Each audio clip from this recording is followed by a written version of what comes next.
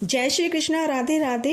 आज मैं आपके लिए अमावस्या और पूर्णिमा दो बहनों की कथाएं लेकर आई हूँ। इससे पहले आपका मेरे चैनल गोयल अनीशा क्रिएशंस में स्वागत है। हर प्रकार के व्रत, त्योहारों, महात्म्य, एकादशी महात्म्य, ज्येष्ठ महात्म्य, बैसाख महात्म्य आदि की कथाएं सुनने के लिए आप लगातार मेरे साथ मेरे चैनल पर बने रहें। आइए आज की कथा प्रारंभ करते हैं। एक राज्य में एक राजा और एक रानी रहते थे, जिनकी 4 संतानें थीं, 2 लड़के और 2 लड़की। एक लड़की का नाम पूर्णिमा तथा दूसरी लड़की का नाम अमावस्या था। पूर्णिमा घर के कामों में निपुण थी और घर का पूरा काम करती थी और भगवान की पूजा अर्चना भी किया करती थी। इसके अतिरिक्त वह गौ माता की सेवा भी किया करती थी। और उसकी दूसरी बहन अमावस्या ना ही घर का कोई काम करती थी, ना ही भगवान की पूजा अर्चना करती थी और ना ही गौ माता की सेवा करती थी। पूर्णिमा सर्वगुण संपन्न थी, फिर भी राजा और रानी अपने दोनों बेटों तथा पुत्री अमावस्या को ही प्यार किया करते थे और वह पूर्णिमा से प्यार नहीं करते थे, उसके साथ भेदभाव करते थे। राजा के चारों पुत्र और पुत्री धीरे धीरे बड़े हो रहे थे। जब वे बड़े हो गए तब राजा ने अपने दोनों पुत्रों का विवाह योग्य कन्याओं के साथ करा दिया। इसके बाद रानी ने राजा से कहा कि अब दोनों पुत्री विवाह के योग्य हो गई हैं और इन दोनों का विवाह भी करा दो।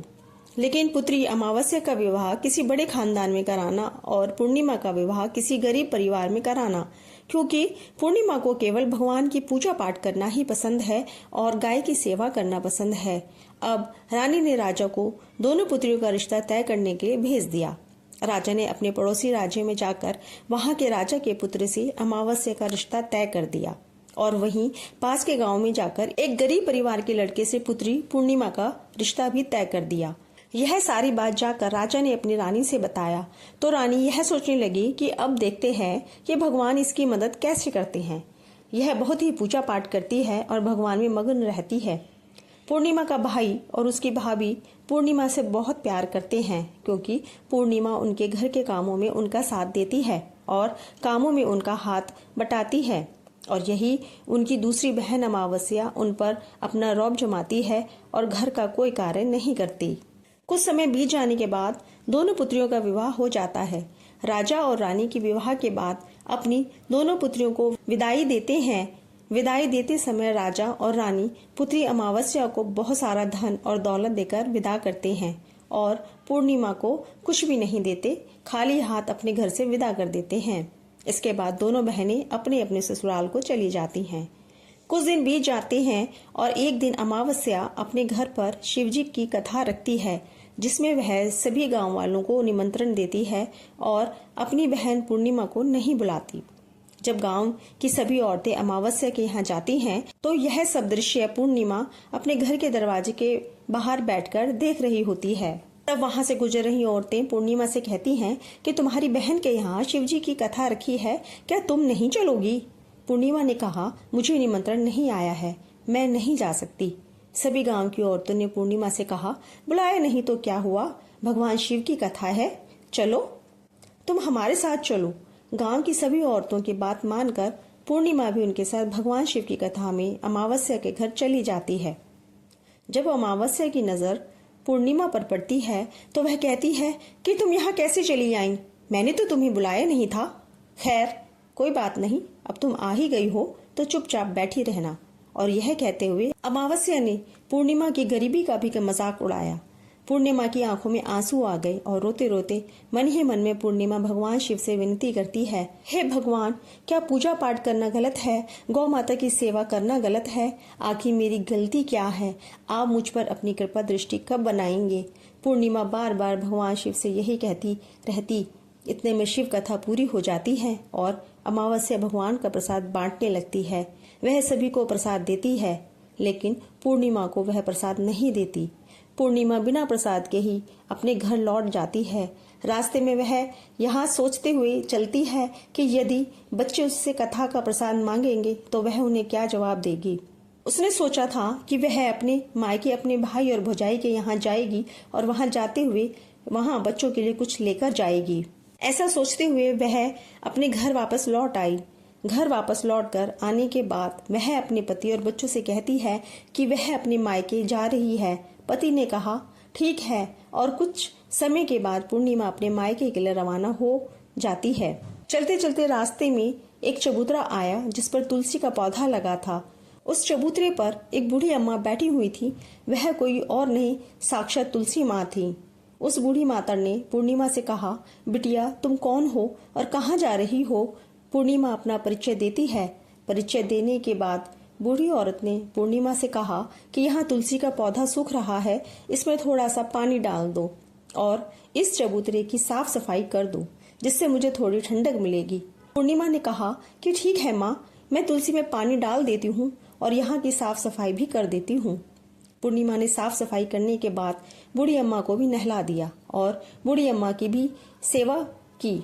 उनके पैर दबाए और बूढ़ी अम्मा से कहा कि माँ जी और बताइए, मैं आपकी क्या सेवा करूं?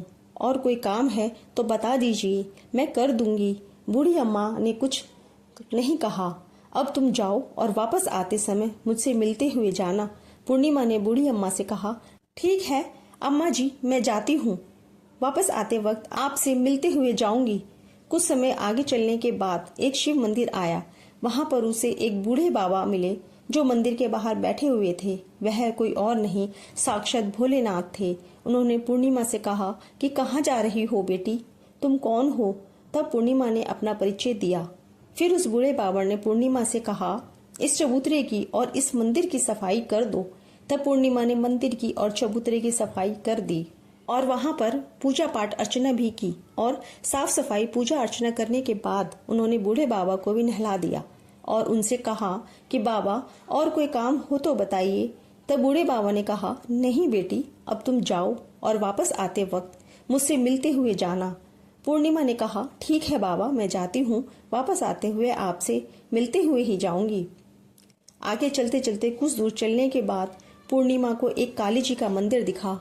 वहां भी एक बूढ़ी अम्मा चबूतरे पर बैठी हुई थी।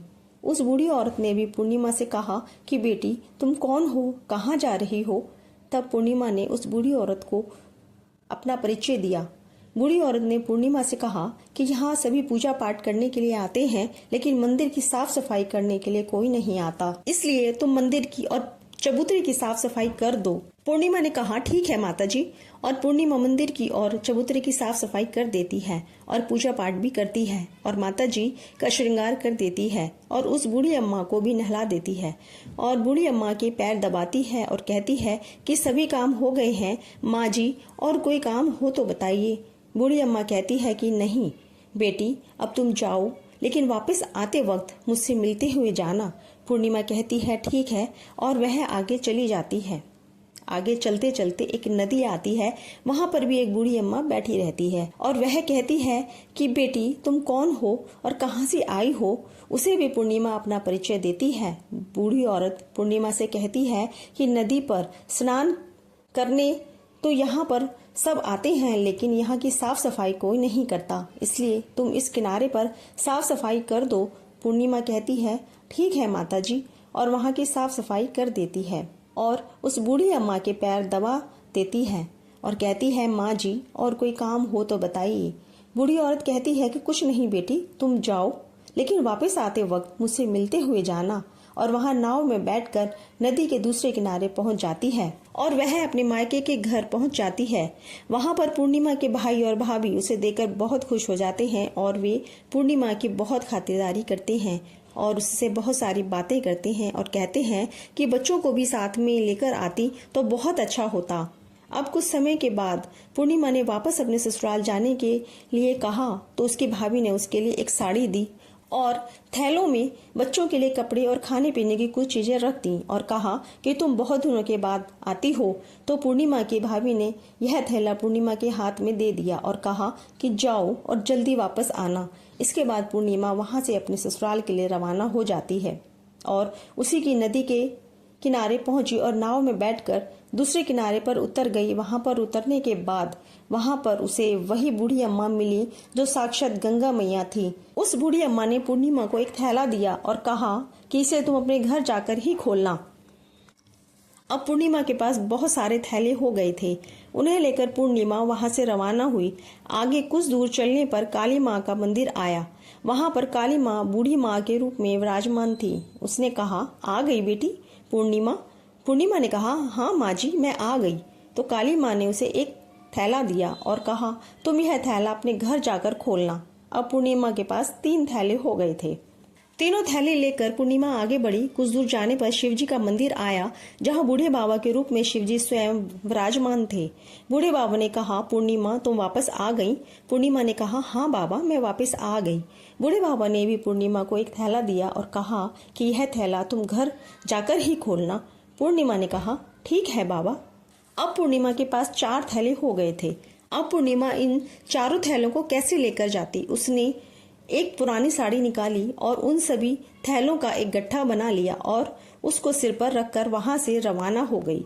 कुछ दूर जाने के बाद उसे तुलसी माँ बूढ़ी औरत के रूप में मिलती हैं और कहती हैं, पूर्णिमा तुम आ गई? पूर्णिमा कहती है, हाँ माँ जी, मैं आ गई। वह बूढ़ी औरत भी उसे एक थैला देती है और कहती है कि यह थैला तुम अपने घर जाकर ही खोलना। पूर्णिमा कहती है, ठीक है माँ जी। अब पूर्णिमा के पास 5 थैले हो गए थे। पूर्णिमा वहां से रवाना हुई तो वापस अपने घर पहुंच गई। पूर्णिमा ने थैलों को नीचे रखा और सबसे पहले अपने मायके का थैला खोला।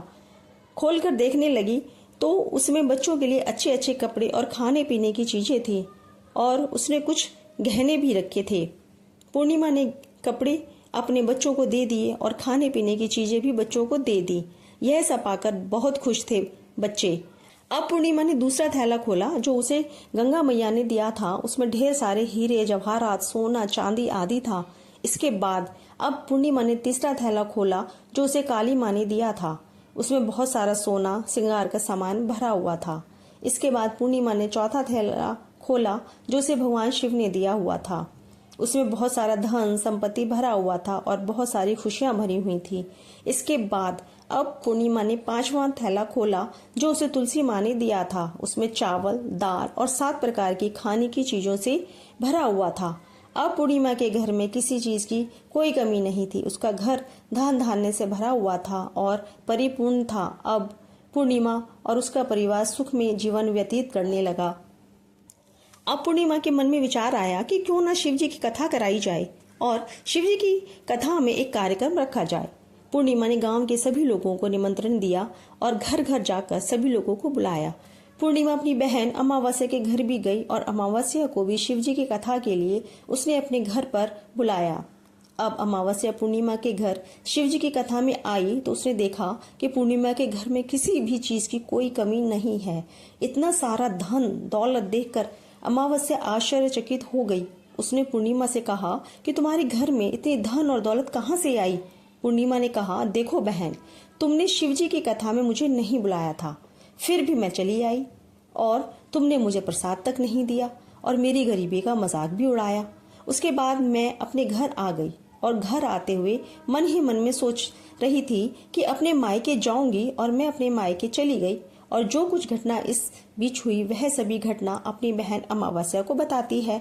तो अमावस्या कहती है कि तुम भी मुझे प्रसाद मत दो और मुझे डांट लो, लेकिन पूर्णिमा ने कहा कि यह तो भगवान का प्रसाद है, मैं तो सबको दूंगी और तुम्हें भी दूंगी। फिर भी अमावस्या ने प्रसाद नहीं लिया और वह सीधे अपने घर चली गई। घर जाकर अपने बच्चों से कहकर वह अपने मायके जाने के लिए तैयार हो गई और मायके के लिए निकल गई। उसे भी रास्ते में चलते चलते तुलसी माँ मिली जो चबूतरे पर बूढ़ी माँ के रूप में बैठी हुई थी। बूढ़ी माँ ने अमावस्या से कहा कि बेटी, तुम कौन हो और कहाँ जा रही हो? अमावस्या ने अपना परिचय दिया।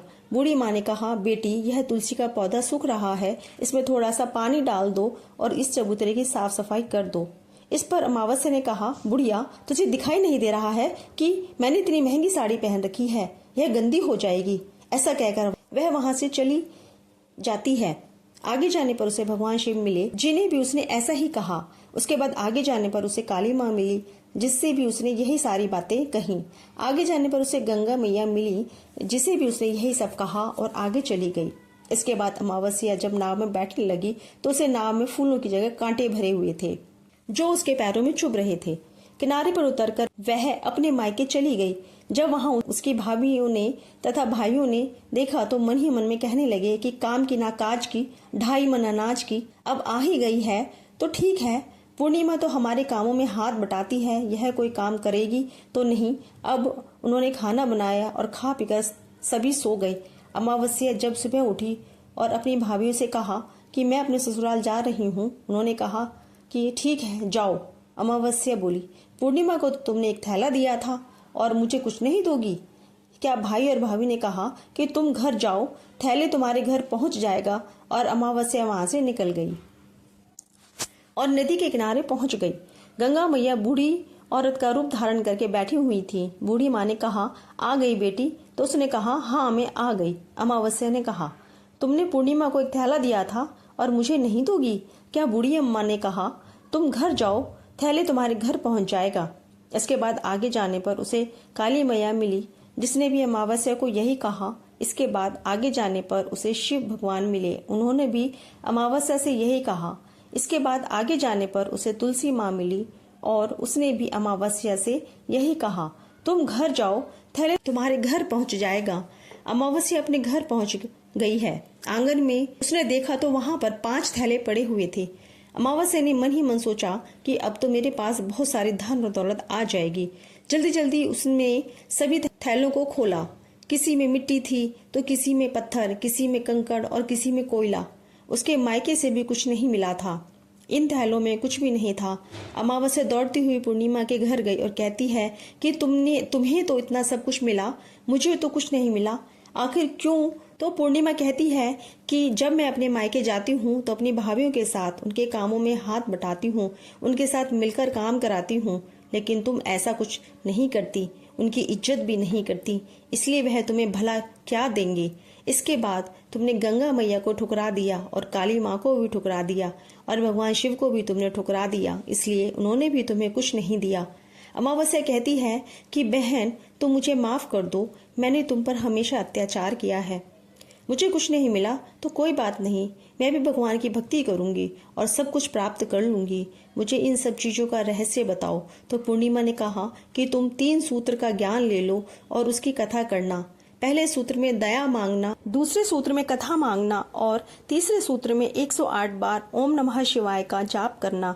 बहन, भगवान ने यह सूत्र दिए हैं, इसको अपने हृदय में बसा लेना। मैंने भी यह 3 सूत्र अपने जीवन में अपनाए थे और सच्चे मन से भगवान की भक्ति पूजा पाठ की थी। फिर भगवान ने मुझे यह सब कुछ दिया और तुम्हारे पास जो कुछ था वह भी सब खत्म हो गया। इसके बाद अमावस्या अपने घर गई और भगवान की पूजा पाठ करने लगी। भगवान शिव से उसने माफी मांगी और गौ माता की सेवा भी की और दूसरों की मदद भी करने लगी। इस प्रकार से 2 बहनों की कथा, अमावस्या और पूर्णिमा की कथा समाप्त होती है। जय श्री कृष्णा, राधे राधे। आप सभी से मेरा निवेदन है कि यदि आपने मेरे चैनल को सब्सक्राइब नहीं किया है तो उसे सब्सक्राइब ज़रूर करिएगा और ज़्यादा से ज़्यादा वीडियो को लाइक शेयर ज़रूर करिएगा और कथा सुनने के बाद कमेंट करके जय श्री कृष्णा, राधे राधे अवश्य लिखिएगा।